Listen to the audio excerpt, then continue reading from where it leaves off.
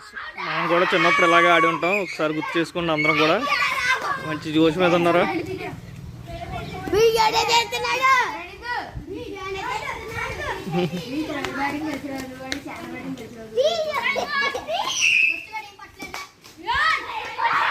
చూడండి ఎంత ఆహ్లాదకరంగా ఆడుకుంటారో.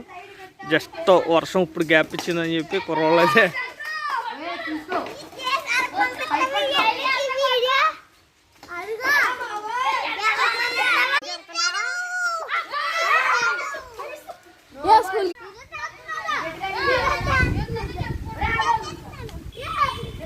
చిన్నప్పుడు తాటికమ్మలతో పెట్టి క్రికెట్ ఆడుతున్నారు వికెట్స్ కింద. చూడండి